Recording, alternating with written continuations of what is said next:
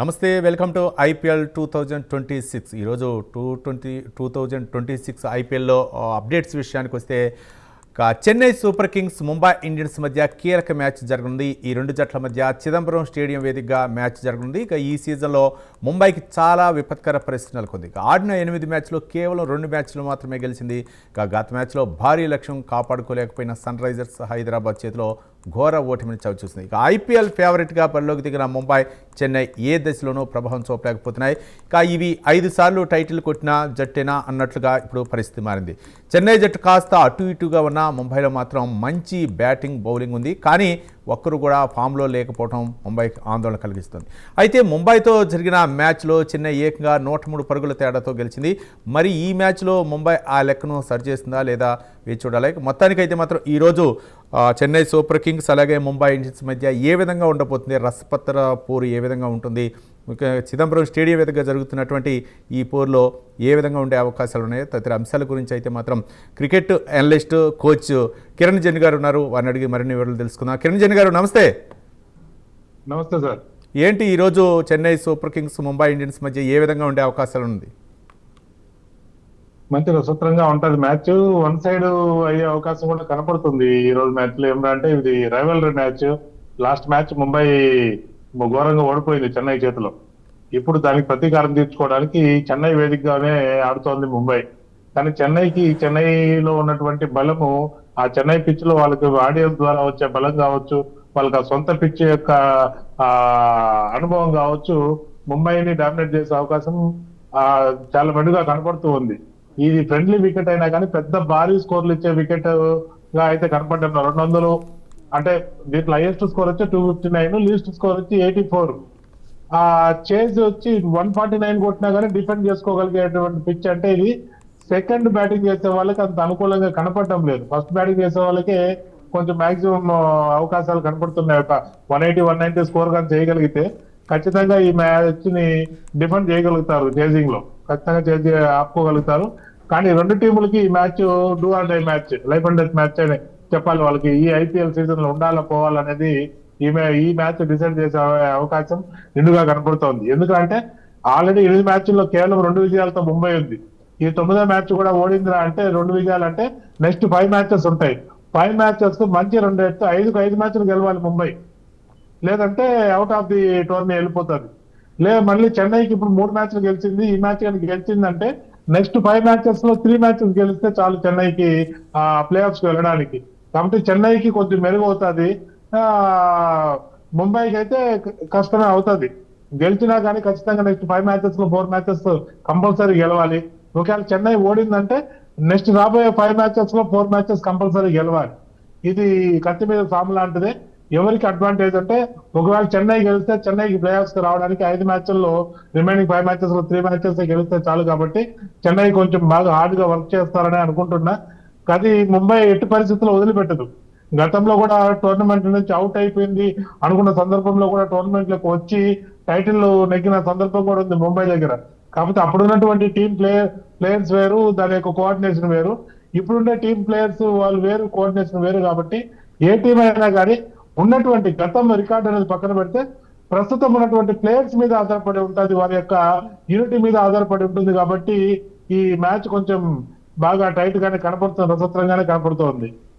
కానీ కిరణ్ గారు, గతంలో ఎన్ని టైటిల్ గెలిచినా ఇప్పుడైతే మాత్రం ఏ సంవత్సరానికి ఆ సంవత్సరం అయితే మాత్రం ప్లేయర్లు మారుతూ ఉంటారు. కాబట్టి ఏదైనా సరే జట్టు వాళ్ళకు కొత్తే. కానీ ఇప్పుడు ఈరోజు పరిస్థితి అయితే ఏ విధంగా ఉండేది? ముఖ్యంగా చిదంబరం స్టేడియం పిచ్చి అటు బ్యాటింగ్కి అనుకూలంగా ఉంటుందా లేకపోతే బౌలింగ్కి అనుకూలంగా ఉండే అవకాశాలు ఉన్నాయి అనుకోవచ్చు? ఈ చిదంబరం స్టేడియం చాలా డిఫరెంట్ పిచ్. ఇది అంత ఫ్లాట్ వికెట్, బ్యాటింగ్ అనుకూలంగానే ఉంటది. బ్యాటింగ్ అంటే భారీ గతంలో అయితే చాలా తక్కువ స్కోర్లు వచ్చేటివి. ఈ మధ్య పిచ్ ను కూడా కొంచెం మాడిఫై చేయడం జరిగింది. లాస్ట్ 10 మ్యాచెస్ గా ఫస్ట్ బ్యాటింగ్ చేస్తున్న వాళ్ళకి అనుకూలంగా ఉంది, సెకండ్ బ్యాటింగ్ చేస్తున్న వాళ్ళకి అంత ఫేవర్ గా లేదు. ఖచ్చితంగా ఫస్ట్ బ్యాటింగ్ చేసుకొని పవర్ ప్లే లో గానీ ఒక 60+ రన్స్ పెట్టగలిగితే, 60-70+ రన్స్ పెట్టగలిగితే ఫస్ట్ ఇన్నింగ్స్ 200+ భారీగా స్కోర్ వచ్చే అవకాశం ఉంటుంది. ఖచ్చితంగా గెలిచే ఛాన్స్ ఉంటుంది. నాకు తెలిసి నిన్న మనం అనుకున్న విధంగానే టాస్ గెలిచి సెకండ్ బ్యాటింగ్ చేసే వాళ్ళే ఖచ్చితంగా గెలుస్తారు అనుకున్నాం. అదే విధంగా జరిగింది. ఈ రోజు టాస్ గెలిచి బ్యాటింగ్ తీసుకునే వాళ్ళదే పైచేయి మ్యాక్సిమం కనపడుతుంది. ఎటువంటి పరిస్థితుల్లో బ్లండర్ మిస్టేక్స్ చేస్తే తప్ప ఖచ్చితంగా ఫస్ట్ బ్యాటింగ్ చేసే వాళ్ళు గెలిచే అవకాశం మెండుగా కనపడుతోంది మన చిదంబరం స్టేడియంలో. కిరణ్ గారు, అంటే మొత్తానికి మనం ఈ మధ్యకాలంలో చూస్తే మొత్తం అంతా కూడా 200 అబోవ్ స్కోరే. ఇది కూడా చాలా తక్కువగా అన్నట్లే ఉంటుంది, 260 వరకు కూడా వెళ్ళింది. కానీ ఈరోజు హైయెస్ట్ స్కోర్ ఎంత వెళ్ళే అవకాశాలు ఉన్నాయి అనుకోవచ్చు, ముఖ్యంగా ఫస్ట్ బ్యాటింగ్ చేసేవాళ్ళు. ఫస్ట్ బ్యాటింగ్ చేసే వాళ్ళు పవర్ ప్లే వికెట్ కోల్పోకుండా ఒక 60 రన్లన్నా కొట్టగలిగితే ఖచ్చితంగా 200 230 మధ్యలో స్కోర్ వస్తుంది. లేదు ఫస్ట్ పవర్ ప్లే లో వికెట్ పడి ఒక 50 40 అట్లా వచ్చిందంటే 170 to 190 ఇన్ బిట్వీన్ ఉంటది. 2 3 వికెట్లు పడ్డాయంటే 140 160 మధ్యలోకి వచ్చేస్తుంది. ఆ బ్యాట్స్మెన్ యొక్క తొందరపాటు లేకుండా ఆడితే మంచి ఛాన్స్ అయితే ఉంది. ఫస్ట్ బ్యాటింగ్ చేసే వాళ్ళకి అవకాశం ఉంది, 200+ కొట్టే అవకాశం ఉంది. కాబట్టి వాళ్ళు తొందరపాటు లేకుండా చూసి ఆడితే మంచి ఛాన్స్ ఉంటుంది. ఫస్ట్ బ్యాటింగ్ చేసే వాళ్ళకి మా అవకాశం ఉంటుంది ఈ రోజు మ్యాచ్ గెలవడానికి. కిరణ్ గారు, అంటే చెన్నై జట్టు కూడా ఈరోజు కొంచెం సీరియస్గా తీసుకునేటట్లు ఉంది. కానీ ఏమన్నా టీంలో చేంజెస్ ఉండే అవకాశాలు ఏమైనా ఉన్నాయి అనుకోవచ్చా? ఖచ్చితంగా చేంజ్ కనపడుతుంది. చేంజ్ చేయాలి, ఎందుకంటే లాస్ట్ మ్యాచ్ కూడా ఓడిపోయారు వాళ్ళు. దాని ముందు మ్యాచ్ గెలిచారు కానీ లాస్ట్ మ్యాచ్ ఓడిపోయారు. కాబట్టి వాళ్ళు ఖచ్చితంగా ఆటలో నిలబడాలి, టోర్నమెంట్ లో ఉండాలి అని అంటే ఒక స్ట్రాంగ్ ఒక యూనిటీ కలిగినటువంటి టీం తీసుకోవాలి. ఏం మార్పులు చేస్తారనేది చూడాలి. ఎందుకంటే ఒక యాజ్ అ ప్లేయర్ గా మనం గెస్ట్ చేయడం, మనము చెప్పడం ఒకటి అయితే, ఆ పక్క వాళ్ళ టీం ప్రకారం ఆ యాజమాన్యం కూడా డిసైడ్ చేస్తుంది ఎవరు ఆడాలి ఎవరు ఆడకూడదు అని. ఎందుకంటే ఐపీఎల్ దీంట్లో ఉన్నప్పుడు యాజమాన్యం కూడా పెత్తనం జలాయిస్తూ ఉంటది. కాబట్టి ఆ కెప్టెన్ కావచ్చు లేకపోతే ప్లేయర్స్ కావచ్చు అంత స్వేచ్ఛ ఉండదు. మనం ఈ ప్లేయర్ ఇలా ఆడుతున్నాడు అలా ఆడుతున్నాడు అంటే నెక్స్ట్ ఆ ప్లేయర్ మళ్ళీ మారిపోయే ఛాన్స్ ఉంటది. మనం రుతురాజ్ గైక్వాడ్ మన నిన్నటి కెప్టెన్ చూడండి, ఫస్ట్ 8 మ్యాచెస్ బాగా ఫ్లాప్ అయిపోయాడు. ఒక మ్యాచ్ కూడా 30 కొట్ల, నిన్న 90 కొట్టాడు, ఫామ్ లోకి వచ్చాడు. కానీ అతను కెప్టెన్ కాకుండా ఉంటే అతని టీంలో తీయాల్సింటారు. ఎప్పుడు కెప్టెన్ అవడం వల్ల ఏమైంది, తనకి కంటిన్యూగా ఒక ఛాన్స్ ఇస్తున్నారు. నేను మ్యాచ్ కొట్టాడు కానీ మళ్ళీ మెయింటైన్ చేయలేకపోయాడు, టీం మెయింటైన్ చేయలేక ఓడిపోయాడు. కాబట్టి ప్లేయర్ ని ఎవరిని మారుస్తారు ఎవరిని తీస్తారు అనేది మనం గెస్ట్ చేయలేము. కానీ ఖచ్చితంగా అయితే ప్లేయర్ అయితే మార్పు అయితే ఖచ్చితంగా ఉంటది. వాళ్ళు ఏ విభాగంలో అనేది చూడాలి. ఖచ్చితంగా ముంబై కూడా ఏదో ఛాన్స్ వాళ్ళు రిస్క్ తీసుకోవాలి. రిస్క్ తీసుకుంటేనే ఈ నుంచి వాళ్ళు ఐపీఎల్ ఉంటారు, రేస్ లో ఉంటారు. లేదంటే రేస్ నుంచి అవుట్ అయిపోతారు. కిరణ్ గారు, అంటే ముఖ్యంగా చెన్నై టీంని కనుక చూస్తే టాప్ ఆర్డర్ కొంచెం ఫెయిల్ అయినా సరే మిడిల్ ఆర్డర్ ఏమన్నా స్కోర్ చేసే అవకాశాలు ఉన్నాయి అనుకోవచ్చా? లేకపోతే బ్యాటింగ్లో, లేకపోతే ఏదైనా కాన్ఫిడెంట్ ఏదన్నా సన్నగిలితే మాత్రం వాళ్ళలో కొంచెం అభద్రతా భావం ఏర్పడే అవకాశాలు ఉన్నాయి అనుకోవచ్చా? ఖచ్చితంగా టాప్ ఆర్డర్ అంత విరోచితంగా పర్ఫార్మెన్స్ కనపడటం లేదు కాబట్టి వాళ్ళు ఓటమి జరుగుతూ వస్తోంది. మిడిల్ ఆర్డర్ లో ఉన్నారు, బ్యాట్స్మెన్లు ఉన్నారు, కానీ వాళ్ళు అంత కాన్ఫిడెన్స్ అంటే సెల్ఫ్ కాన్ఫిడెన్స్ కనపడటం లేదు.